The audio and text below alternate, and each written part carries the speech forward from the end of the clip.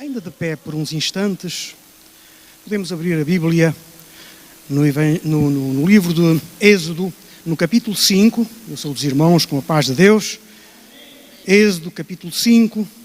Faremos a leitura de unicamente os 2 primeiros versículos deste capítulo. Diz assim a palavra do Senhor. Êxodo, capítulo 5.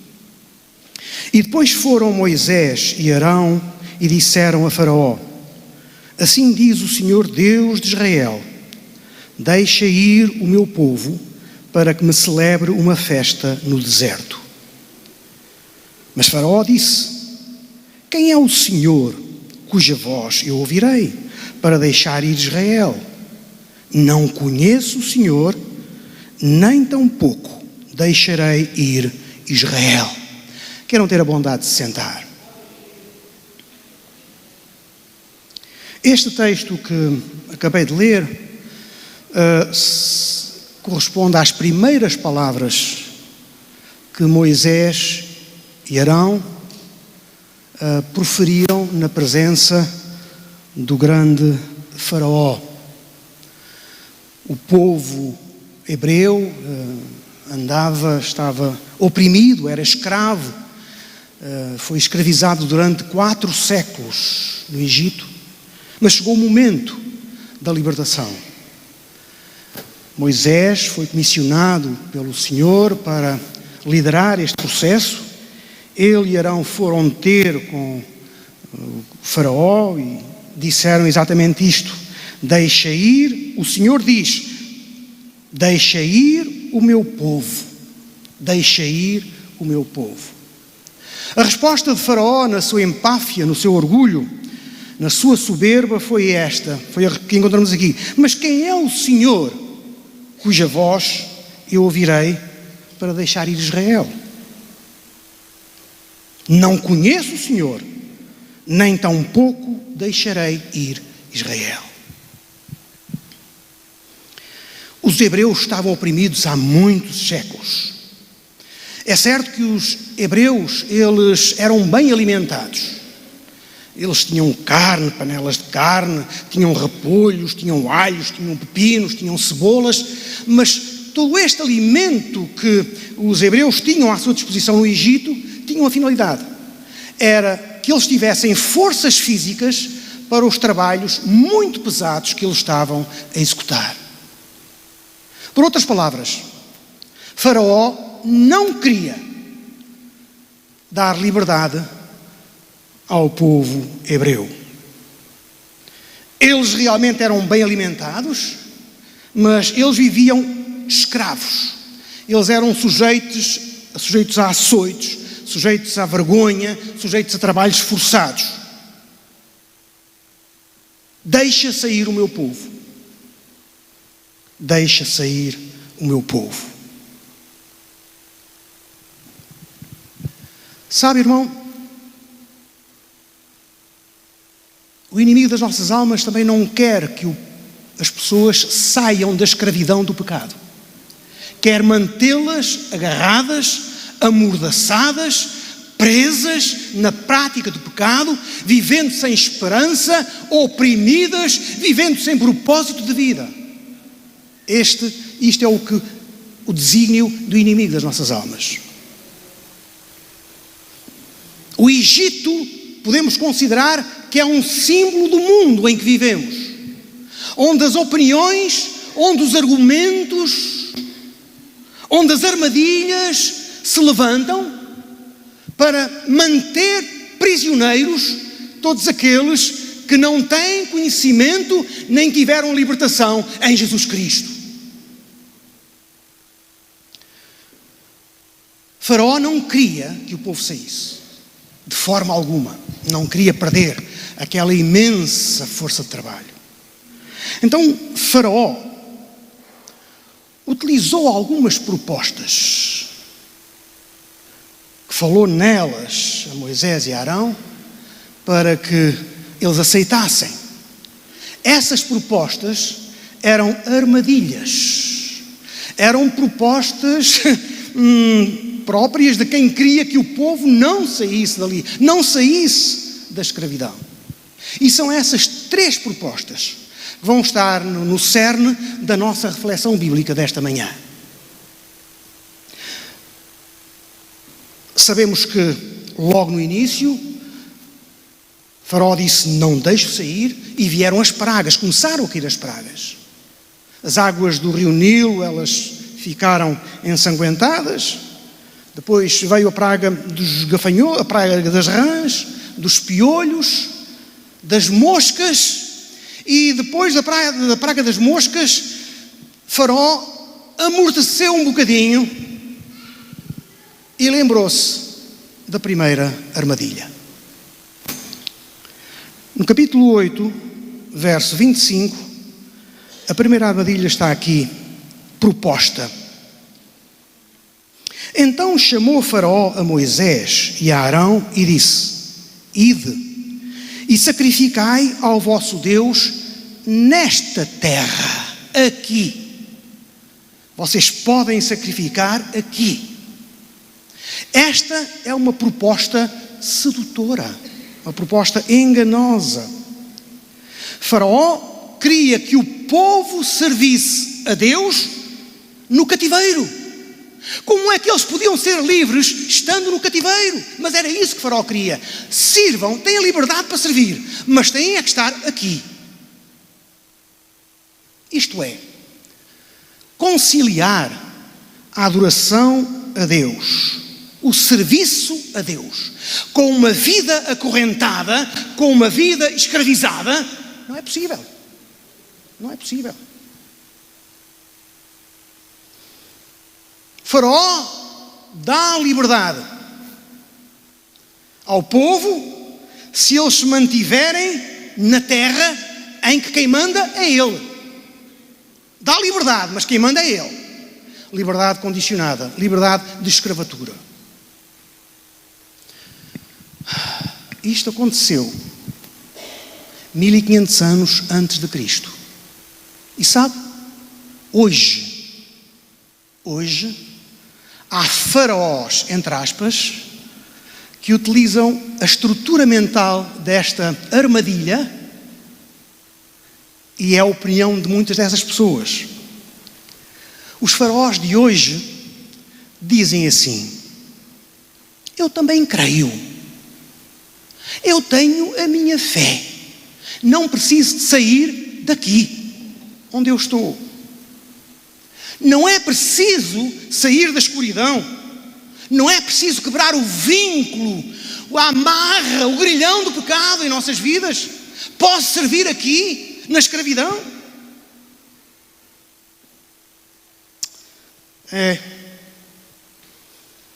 O inimigo das nossas almas não se preocupa que nós sirvamos a Deus, desde que nós permaneçamos escravos. E permanecendo escravos, não podemos verdadeiramente servir a Deus. Não é possível. Jesus disse: não podeis servir a dois senhores, porque ou haveis de odiar um e amar outro, ou servir um e rejeitar o outro. Não podeis servir a Deus e a Mamon. Palavras do Senhor. Não podemos servir a dois senhores. É impossível nós agradarmos a Deus se queremos viver segundo os padrões do mundo. Não podemos agradar a Deus. Fomos salvos do mundo. Quando eu digo não servir os padrões do mundo, não é que nós tenhamos que sair do mundo físico. A Bíblia, quando fala na palavra mundo, neste substantivo mundo, pode referir-se a três coisas diferentes, dependendo do contexto em que essa palavra mundo é utilizada. O mundo pode significar o mundo físico, o planeta Terra. O mundo também pode significar, noutros casos, as pessoas. Deus amou o mundo de tal maneira, ou seja, Deus amou as pessoas de tal maneira. Ou então o mundo pode significar aquilo que é mais subtil, que é o conjunto de valores, o conjunto de filosofias, o conjunto de práticas e de conceitos prevalecentes na sociedade em que vivemos e que são contrárias à vontade e ao desígnio de Deus. Isso é o mundo. Por isso é que João escreveu: não ameis o mundo, nem o que no mundo há. Aquele que ama o mundo, o amor do Pai não está nele. Por tudo o que há no mundo, a concupiscência da carne, a concupiscência dos olhos e a soberba de Deus, a soberba dos homens, não é de Deus, mas é do mundo. Mas o mundo passa e a sua concupiscência, mas aquele que faz a vontade do Senhor permanece para sempre. 1 João 2, 15 a 17. É verdade? Não. E na oração sacerdotal que Jesus fez pelos discípulos, o Senhor orou, em João 17 diz: Pai, eu não te peço que o tires do mundo, mas que os livres do mal. Que os livres do mal. Nós precisamos disto em cada dia, sermos livrados do mal.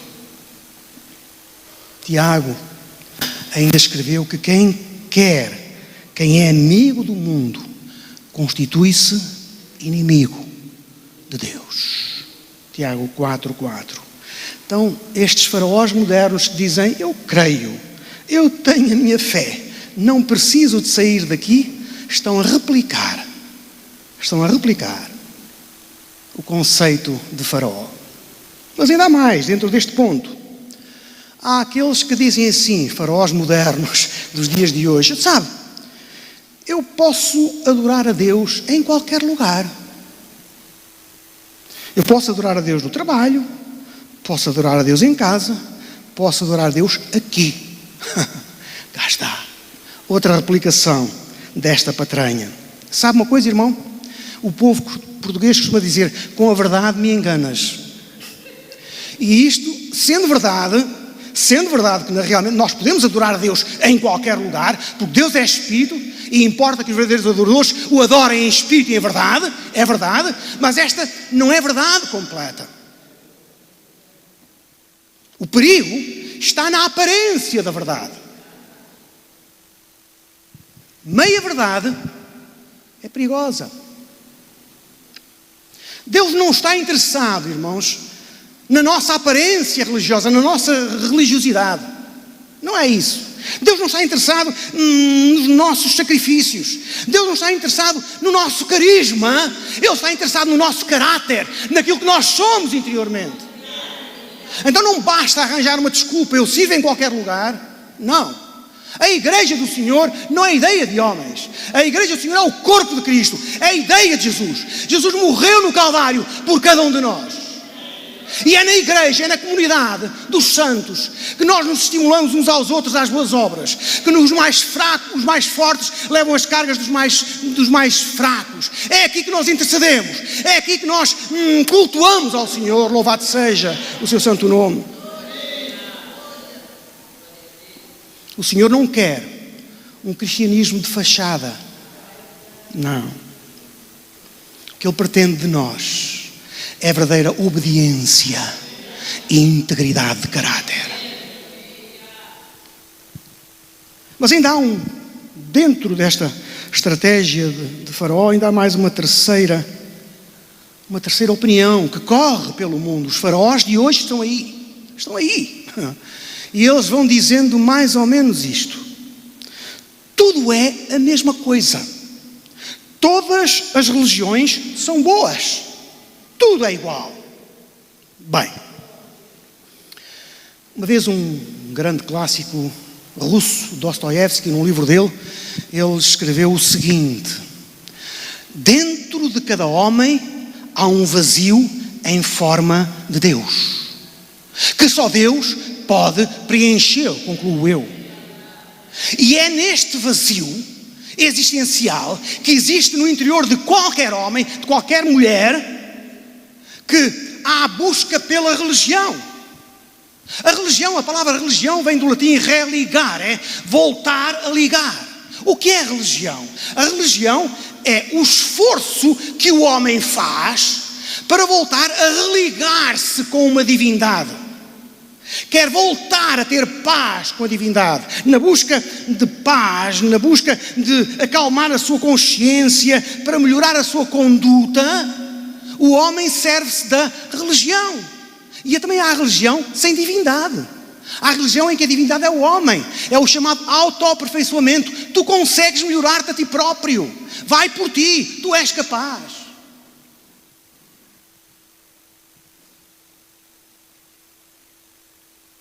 falamos de cristianismo, não falamos de religião.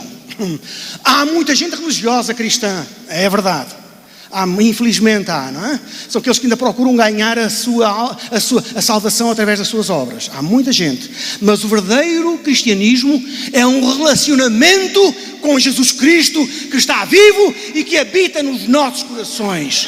Deus não só transcendente, mas Deus imanente, que se relaciona, que nos ama, que nos guia, que nos consola, que nos dirige e que é a razão da nossa existência. Jesus Cristo. Jesus Cristo, certa vez, ele disse aos discípulos assim: vocês sabeis para onde eu vou e sabeis qual é o caminho. E Tomé perguntou-lhe, o duvidoso, não é? Ainda bem que ele perguntou: Senhor, não, nós não sabemos nem para onde vais, nem qual é o caminho. Aí Jesus disse uma expressão tão bonita: Tomé, vocês todos ouçam, eu sou o caminho, a verdade e a vida, e ninguém vem ao Pai senão por mim. Por isso, eu vou para o Pai, mas eu sou o caminho para vocês. Eu sou o caminho para vocês, o caminho para os perdidos, a verdade para os enganados e a vida para os moribundos é Jesus Cristo. Não vamos atrás do mercado das religiões. As várias religiões que há no mundo apontam para alguma coisa que tem que ser feito. Religião é isso mesmo, é fazer alguma coisa para apaziguar a divindade. Não. Nós não tivemos que fazer nada. Jesus fez tudo. Não foi com prata nem ouro que nós fomos resgatados da nossa maneira de viver, mas com o precioso sangue de Jesus Cristo, como de um cordeiro imaculado e incontaminado. Precioso sangue de Jesus que nos salvou. Tudo é a mesma coisa? Não, nem tudo é a mesma coisa. Jesus Cristo faz a diferença em nossas vidas. Então, este foi o primeiro argumento que Faraó utilizou. Ide, sacrificai nesta terra. Bem, não resultou e ele faz uma segunda proposta. Venha comigo a Êxodo 8, 28. Diz assim: Então disse Faraó: Deixar-vos a ir para que sacrifiqueis ao Senhor, vosso Deus, no deserto. Somente que indo, não vades longe. Orem por mim. Que proposta era esta? Vocês podem sair do Egito. Agora já deslaça um bocadinho mais, não é? Pode sair do Egito. Mas vão até ao deserto. Mas não se afastem muito. Esta é uma cilada. É uma artimanha, é uma armadilha. É uma cilada subtil e perigosa. Porquê? Disse: vão até ao deserto, não se afastem muito. O que é que ele estava a dizer? Não saiam do alcance da minha vista. Eu quero estar a ver o que vocês fazem. Não saiam. Como é que dizem os faraós de hoje, replicando esta ideia de Faraó? Dizem assim: bem, nós podemos ser religiosos sem irmos tão longe. Podemos praticar uma religião, mas não ir lá. Então, não é preciso. Olhe, não leve a sua crença a extremos.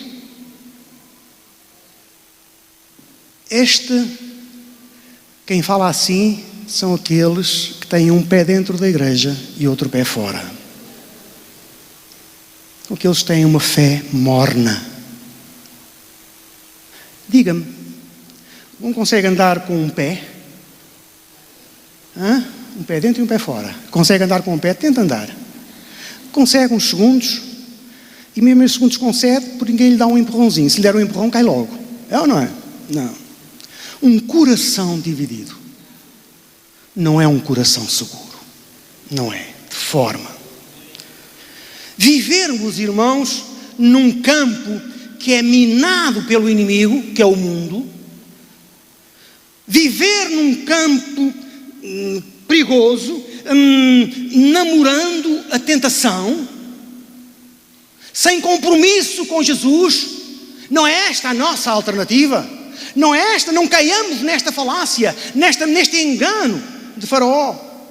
Porque se vivemos desta maneira, uma fé morna leva a vidas vazias, ocas, estéreis, sem uma entrega profunda, sem uma consagração a Deus, buscando a sua presença e procurando viver cada vez mais perto dele. Dizem os faraós deste mundo: eu conheço os meus limites e sei parar na hora certa. Sabe. Sabe quem é que diz isto? São aqueles que querem ficar perto do Egito. Querem ficar com um pé dentro e um pé fora. E vão namorando a tentação. Olham para lá. Era o que Faraó queria, era ter vista sobre o povo. Não saiam da minha vista. Não saiam da minha vista. Olham para lá. O que é que aconteceu a uma mulher que também olhou para lá? Os irmãos recordam-se o que é que se passou em Sodoma e em Gomorra? Quando a mulher de Ló, ela fugiu, ela fez um esforço. Só que o seu coração enganou-a. Porquê? Porque o seu coração não estava a fugir. O seu coração continuava lá atrás. Tinha um pé dentro e um pé fora. E o seu coração atraiçoou-a. Porquê? Porque ela virou. E quando se virou, ela ficou transformada numa estátua de sal. E Jesus disse exatamente isto: lembrai-vos da mulher de Ló. Lembrai-vos.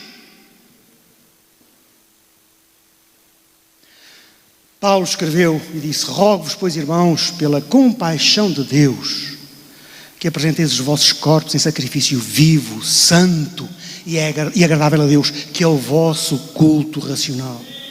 E não vos conformeis com este mundo, mas transformai-vos pela renovação do vosso entendimento, para que experimenteis qual seja a boa, perfeita e agradável vontade de Deus. Não podemos conformar-nos com este mundo. Devemos viver vidas consagradas, vidas santas. A nossa fé não pode ser uma fé morna, nem uma fé adaptada ao mundo de forma alguma. Não podemos ser cristãos de fronteira, porque estamos em perigo.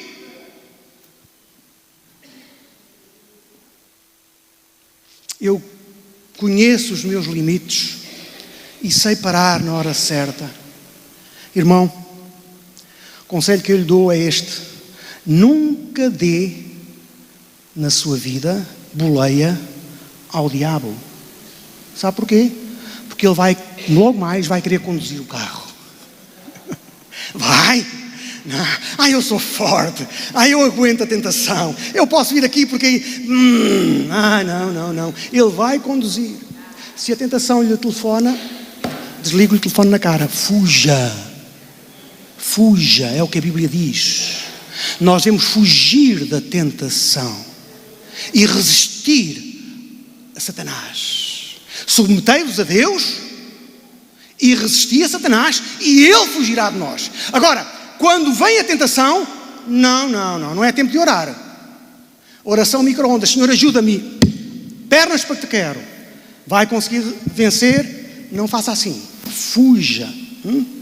Querer vencer a tentação é a mesma coisa que a gente ter um pau na mão e há um enxame à nossa volta de abelhas prontas para me atacar, e eu com o pau na mão, paz, matei 3 abelhas e fui picado por 20.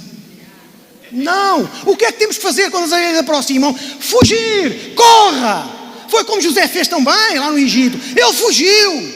É isso mesmo! Não namora a tentação, não fica a namorar, não fique flertando a tentação. Saia desse campo. Porque o diabo vai querer fazer tudo para o manter perto do Egito.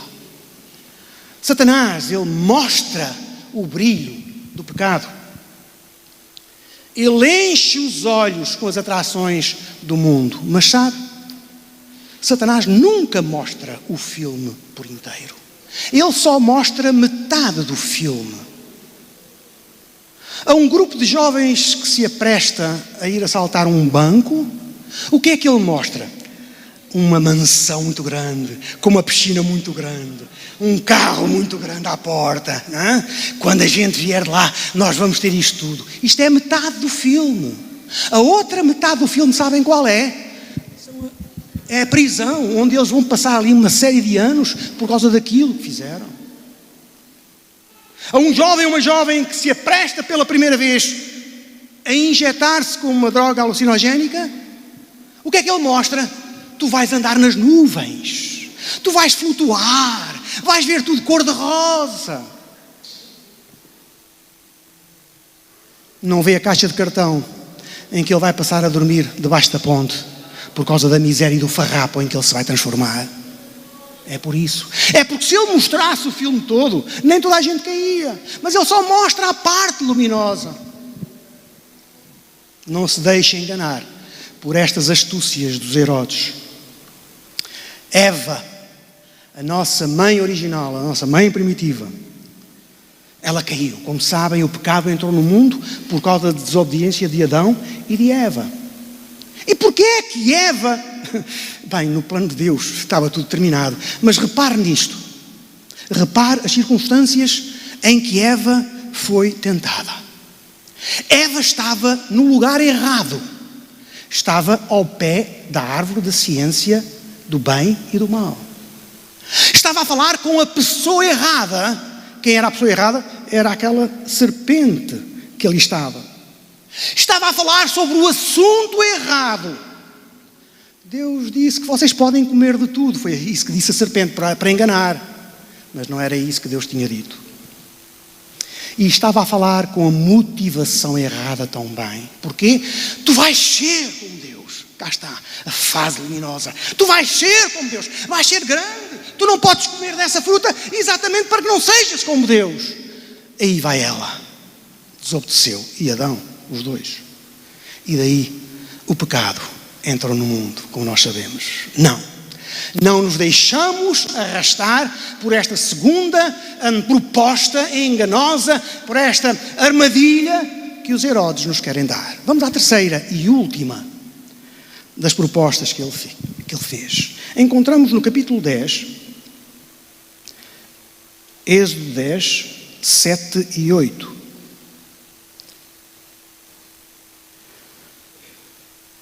Diz assim a palavra do Senhor, 10, 7 e 8, diz assim: E os servos de Faraó disseram-lhe: Até quando nos há de ser por laço? Deixa ir os homens para que sirvam ao Senhor seu Deus. Ainda não sabes que o Egito está destruído? Então Moisés e Arão foram levados outra vez a Faraó, e ele disse-lhes: Ide servir ao Senhor vosso Deus. Quais são os que hão de ir? Verso 9. E Moisés disse: Havemos de ir com os nossos meninos e com os nossos velhos, com os nossos filhos e com as nossas filhas, com as nossas ovelhas e com os nossos bois, havemos de ir, porque a festa do Senhor temos. Então disse ele, aqui está a proposta, que o Senhor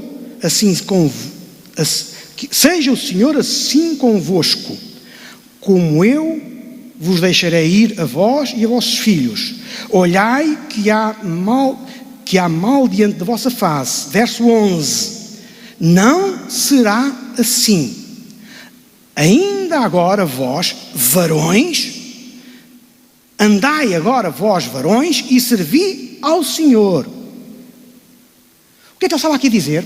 Esta tradução não é muito bem explícita, mas se os irmãos lerem isto noutro texto, o que ele estava a dizer aos hebreus era isto: vocês, varões, podem ir. As crianças ficam cá. Vão cultuar, mas as crianças ficam cá. Ele sabia muito bem que aqueles hebreus não iriam muito longe se não levassem os seus filhos. Sabe, irmão, hoje o inimigo procura atacar a unidade do lar. O objetivo do inimigo é estourar com a família. É o objetivo do inimigo. As leis iníquas que aparecem agora, novas leis, mesmo aquilo que há no mundo, a percepção que há no mundo, cá está no tal mundo, conjunto de valores intelectuais, filosofias, etc., leva muitos casais a que, quando vão comparecer perante uma autoridade civil ou religiosa, dizem: nós vamos ser fiéis, vamos estar unidos, casados, até que a morte nos separa. Mas pensam para com eles: vamos ficar unidos até que o divórcio nos separa. É assim que pensam. Se não der, não deu. Por essa razão, no mundo ocidental, mais de metade dos casamentos que são realizados terminam em divórcio. Mais de 50%. Este número continua a crescer. Ao ponto de há muitos casais que já nem vão para o casamento. Para quê? Não é? Isto o que é? É a influência nefasta do inimigo das nossas almas. E nas crianças, as crianças ficam. As crianças ficarem escravizadas. Há aqui uma lição importante para nós também. Satanás quer banir da mente das crianças a ideia de Deus, um Deus pessoal que fala, que age, que nos acompanha, que nos ama. Satanás quer banir isto e utiliza os meios de comunicação social, os mass media, utiliza as várias formas que tem à sua disposição. E o que infelizmente acontece é que há muitas crianças que vão bebendo estas ideias. Através dos jogos, através dos filmes, através das influências nefastas dos grupos de amigos, através da internet. A internet pode ser uma bênção, é uma avenida de conhecimento, é verdade. É uma avenida de conhecimento para quem a utiliza bem. Mas também é um cano de esgoto muito largo, onde passa muita imoralidade e muita coisa que não presta. Tenha cuidado com a internet. Tenho um sobrinho meu que é dado à informática, a essas coisas, e ele diz aos filhos dele, não é crente, infelizmente não é crente, mas é acessível. Esperamos no Senhor. E ele diz aos filhos dele, ele é um especialista em informática, e ele diz aos filhos dele, aos filhos, tem 3 filhos pequenininhos, todos pequenininhos, a mais velha tem 10 anos. Ele diz: meus filhos, vocês, o que virem na internet, só 1% é que é verdade, o resto não acreditem em nada. A percepção que não tem a nossa sensibilidade espiritual, mas que ele tem daquilo que é a internet, o que pode ser a internet, o mau uso que ela pode ter. Não, a promessa do Senhor é esta: crê no Senhor Jesus Cristo e serás salvo, tu e a tua casa. Tu e a tua casa. Não desista dos seus filhos. Continua a orar por eles. Se eles não andam nos caminhos do Senhor, continua a batalhar em oração por eles. Eles cresceram certamente, talvez tenham crescido na fé cristã e depois abandonaram. Mas olhe, continua a orar, porque a semente que lá está, no tempo de Deus, ela vai frutificar. Ensina o menino no caminho em que deve andar, e até quando for velho, ele não se desviará dele. Ensina no caminho, atenção, não é ensina o caminho, meu filho, o caminho é aquele, vai tu. Não, ensina no caminho, dá-me a tua mão e vem comigo. Pelo exemplo. Bendito seja o nome do Senhor. Quais são os que hão de ir? As crianças não vão. As crianças ficam cá. Quais são os que hão de ir? O que é que dizem os faraós de hoje? Isto da religião é para velhos. Quando for mais velho, eu vou pensar nisso. Procrastinam uma decisão em relação a Jesus Cristo, que não é religião. Isso da religião, isso é para padres, para sacristãos, isso é para beatas, é para profissionais. Quais são os que hão de ir? Fazer uma separação entre os que vão e aqueles que não devem ir. Isto é para mulheres, tenha mais tempo. Os homens estão muito atarefados, eu estou muito atarefado. Os jovens dizem: não, eu tenho muito tempo à minha frente. Quero gozar a vida. Jovem ou velho, quero gozar a vida. Qual é a distância que o separa da eternidade? É um fio muito ténue, muito fraquinho, que em qualquer momento ele se parte e acabou. Aqui acabou. Depois começa outra vida. Não, jovem, lembra-te do teu Criador nos dias da tua mocidade, para que não venham os maus dias, dos quais venhas a dizer: não tenho neles contentamento. Mas os jovens, cheios de força e de vigor, deixe-me contar a história verídica de um cantor popular norte-americano. No século passado, 1960, ele estava no píncaro da fama. As músicas deles eram best-sellers, estavam nos top charts de todo o mundo. Este homem chamava-se Roy Orbison. E ele fez uma digressão nos Estados Unidos, nos vários estados, e enchia os estádios onde ele ia, ficavam repletos, e ele terminava invariavelmente os seus concertos com uma canção que estava no topo, que dizia isto, basicamente dizia isto: Deus tem os seus planos e eu tenho os meus. E a multidão aplaudia em delírio aquele homem. E ele fez isto no primeiro estado, foi para o segundo estado, foi para o terceiro estado. No quarto estado, onde ele esteve com este concerto, terminou daquela maneira aquele concerto com esta música: Deus tem os seus planos e eu tenho os meus. No dia a seguir ele tinha que ir para outro estado, onde iria ter outro concerto. Apanhou o seu avião, o seu jato privado. Só que o seu jato privado não chegou ao destino. Teve uma avaria no caminho e despenhou-se. Não só ele morreu, como todos aqueles que iam dentro daquele avião. Mas afinal de contas, Deus tem os seus planos e eu tenho os meus. Não caia nesta armadilha. Não caia. Prepara o seu futuro hoje. A decisão para Jesus Cristo não é para ser procrastinada, para ser tomada amanhã ou depois, ou numa melhor ocasião. É hoje. Se ainda não recebeu Jesus em sua vida, se ainda não pediu perdão dos seus pecados ao Senhor, faça-o hoje. Ele morreu por si. Ele perdoa os seus pecados. Ele transforma o seu coração. Ele dá-lhe um novo coração. Dá-lhe uma nova esperança, uma nova vida, um novo propósito de viver. Em Jesus, somente em Jesus. Não é na religião, não é nas obras, não é na filosofia, não é em ideias pré-concebidas, não é na igreja. É em Jesus que encontra satisfação para a sua vida. Não deixe para amanhã, tome hoje. O amanhã não nos pertence, o amanhã pertence a Deus. Deus tem os seus planos, que são superiores aos nossos planos. Os caminhos de Deus são mais altos que os nossos caminhos. Os pensamentos de Deus são mais altos que os nossos pensamentos. E o pensamento de Deus para ti, nesta manhã, é este: aceita Jesus Cristo em tua vida. Reconhece-o, humilha-te em sua presença e Ele te vai exaltar. Bendito seja o seu santo nome. Satanás promete prazer e paga com desgosto. Satanás promete diversão e paga com frustração. Satanás promete vida e paga com a morte.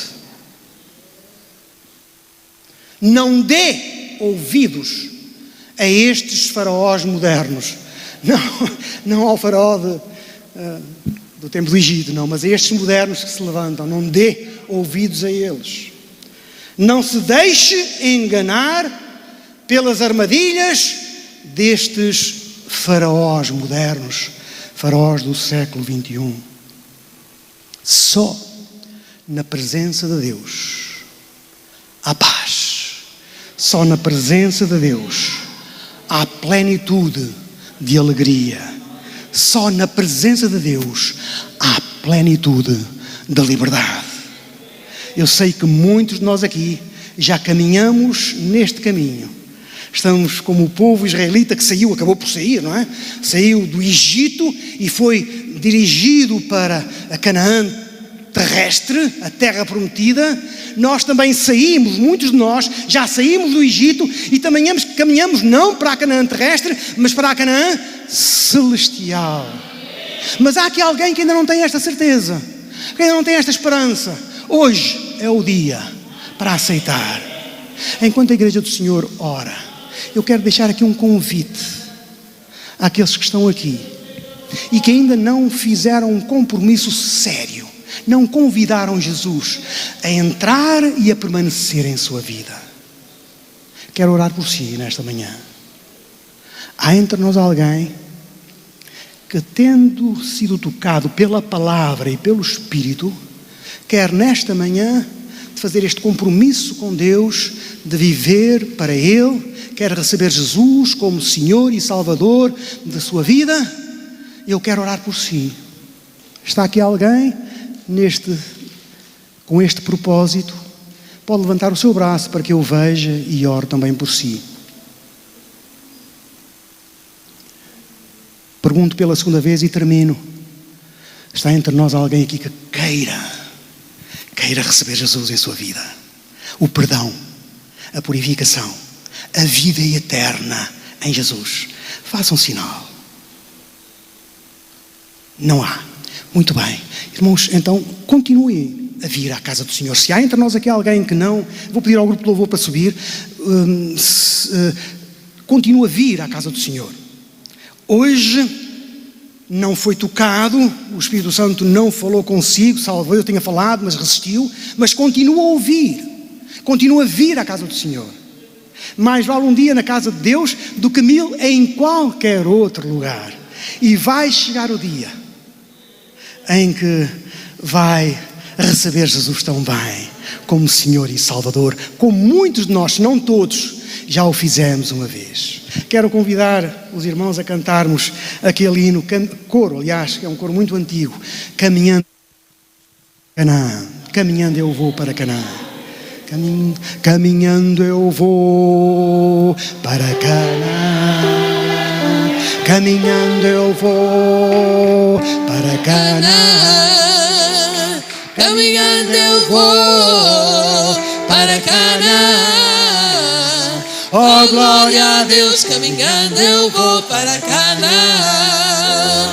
Se o amigo não vai, não impeça ir. Se o amigo não vai, não me impeça ir. Se o amigo